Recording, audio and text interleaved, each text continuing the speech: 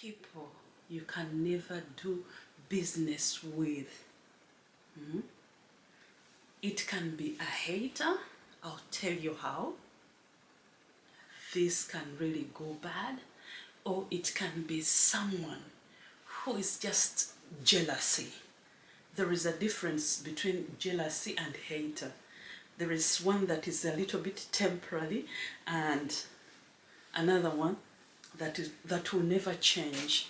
So don't do business with the two the two kinds of people I've just named: haters and jealousy people. Okay, thanks for tuning in. Okay, good. I'll start on a bitter note. It has happened to me once or twice, and it's a life lesson really understood. So you should never do business with someone who has ever expressed jealousy towards you. I'll just give an example of one person, of one character that you can really relate to. Okay? Someone can be jealous of what you may be doing, what you may be having, maybe you have something going on really good in your life, and they don't like what they see, so they have this natural jealousy towards you. The thing is, those kind of people, never ever work with them. If you have a plan that really has a chance to make you prosper in life, don't hang on to such people, because the end goal will always be a negative one. That's why there is a saying that goes, a snake peels itself to become a bigger snake. This snake will always come back and bite you. So don't work with snakes. And the second category of people are the haters. These are people who don't want you to see any progress from anyone. These are people who don't want you to prosper.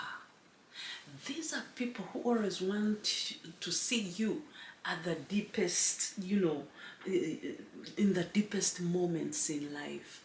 The thing is that never work with people that don't have that cooperation or friendly environment around you.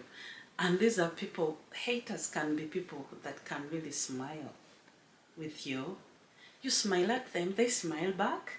But when you know that someone really hates you, don't force, don't let those people into your life. Get rid of these people. Run. You can't do a business venture with someone who hates you. That's why there is even a story that goes, I think you've heard of the story of the frog and the scorpion. Okay? You know, frogs and scorpions don't see eye to eye. They're really very bad. You know, the relationship is so bad. They're very good enemies. Yeah? So one time, this scorpion wanted to cross over. Yeah? When I talk of crossing over, it's a water body. It wanted to cross over to the next, to the opposite side of the river. And interesting enough, when the scorpion went towards the riverbank, just in the middle of the riverbank, he saw a frog. When the scorpion saw the frog, he knew he had to get away. He had to get away to get some help from this frog.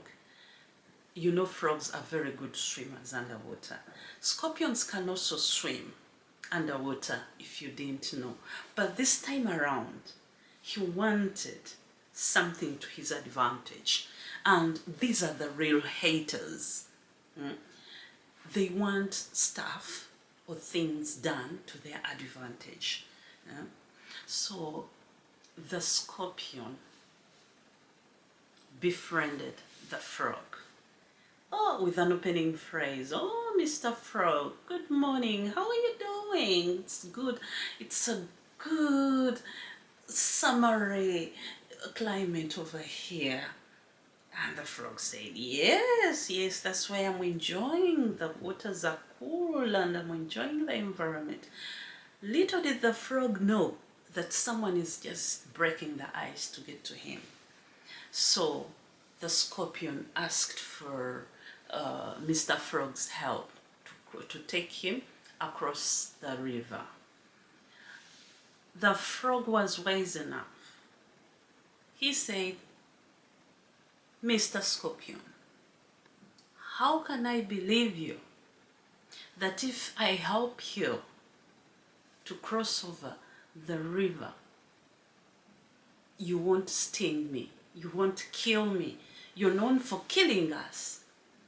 The scorpion said, oh no, don't ruin the day. How can you even think about it at this time? How can you think about something like that? He denied all the allegations that Mr. Frog was trying to bring up to the table. So he convinced Mr. Frog and told him, so if I sting you and I kill you in the middle of the river, we shall both die. Mr. Frog was so convinced about that. Then he said, okay, now that you know, okay, I'll give you a lift. I'll help you cross over the river. So Mr. Frog swam towards the scorpion at the end of at the bank of the river. And he told him to jump onto his back. So when the scorpion jumped onto the back of Mr. Frog, the frog started swimming. They swam and swam. Midway, when the scorpion could see the other bank of the river, the bank of the river, he stung Mr. Frog. Mr. Frog's back was already paralyzed because of this poison that really affected his joints and his body. And in a very choky voice, Mr. Frog looked behind at Mr. Scorpion and reminded him, Mr. Scorpion, what did I tell you? Didn't I tell you that maybe midway the river, you might kill me, you might sting me to death? And what have you done? Do you know what Mr. Scorpion said? Oh, yes, I've done it because I'm a scorpion. Yes, I've done it because I'm a scorpion. That's what he said back to. He told Mr. Frog. Mr. Frog died, but the scorpion swam and crossed over. So that is the same story that relates to people who hate you. So never do business with people who are jealous and haters. Don't play scorpion and frog. You have to choose. So don't do business with people who hate you or people that are jealous of you. Even when you come back to terms, it will always stay in their minds. They are not there for you. They are not there for your interests.